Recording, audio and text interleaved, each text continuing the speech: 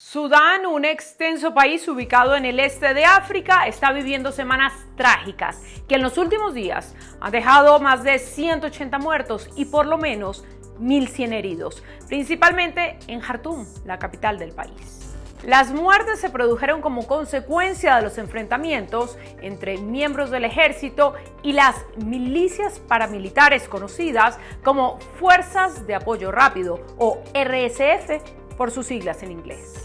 Pero ¿cuál es la causa de fondo de esta explosión de violencia? Esta confrontación en el terreno es el resultado de una larga cadena de sucesos, tensiones, crisis y luchas políticas que no han permitido darle estabilidad a ese país desde la caída del régimen de Omar al-Bashir en abril del año 2019. Pero entre todos los factores que aportan a la tensión interna en Sudán, hay un elemento clave. El país africano posee una de las reservas de oro más grandes de todo el continente. Solamente en el año 2022, Sudán logró exportaciones cercanas a los 2.500 millones de dólares, que corresponden a la venta de 42 toneladas de oro.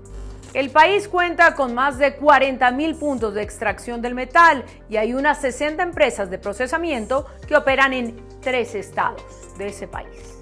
Las minas más rentables están bajo el control de Hemedti, líder de la RSF, que financia su funcionamiento con la venta de este metal precioso, no solamente al gobierno de Jartum, sino también a otros compradores de países vecinos.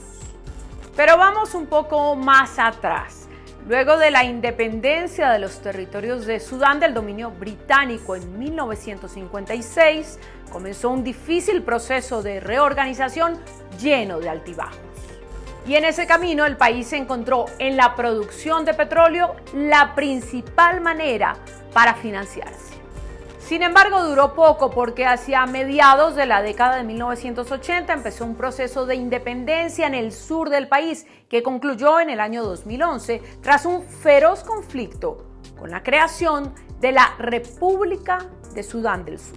Y con esa independencia, Sudán perdió 2/3 del dinero que provenía de las exportaciones del crudo. Así que la baja de recursos hizo que se intensificaran las tensiones internas entre varias etnias, milicias y los grupos armados de ese país.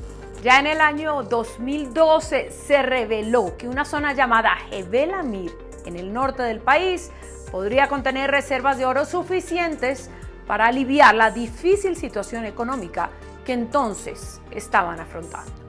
Pero pronto el descubrimiento se convirtió en una maldición porque se intensificó la lucha por el control del territorio entre varios bandos y empezó la fiebre del oro de una manera descontrolada. Decenas de miles de jóvenes acudieron en masa a esa región del país para probar suerte en minas poco profundas, con equipos rudimentarios. Algunos encontraron oro y se hicieron ricos. Otros fueron aplastados en pozos que colapsaron y algunos más enfermaron envenenados por el mercurio y el arsénico que son utilizados para procesar las piedras de este metal. De hecho, el pasado 31 de marzo, 14 personas murieron cuando se derrumbó una mina en el norte del país. Lo cierto es que tras la caída de Omar al-Bashir en 2019, debido a un golpe de Estado ejecutado por los militares, el país quedó en manos de 2 hombres que controlaban los grupos armados. Por un lado, Hemedti, a quien ya mencionamos, y al-Burhan, un militar del ejército sudanés que desde 2019 se desempeña como líder del Consejo Soberano de Sudán. En 2021, ambos líderes se comprometieron a iniciar un proceso que terminaría con un gobierno civil y democrático para Sudán y que la producción de oro iba a ser entregada al gobierno que resultara elegido. Pero el creciente poder de Hemedti hizo que las personas alrededor de al-Burhan pidieran controlar las acciones de la RSF. Y en medio de la sed por el oro, no es seguro que alguno de los 2 bandos obtenga la victoria total, por lo que a medida que desafortunadamente aumentan las bajas de ambos lados, así también aumentará la condena interna y la internacional.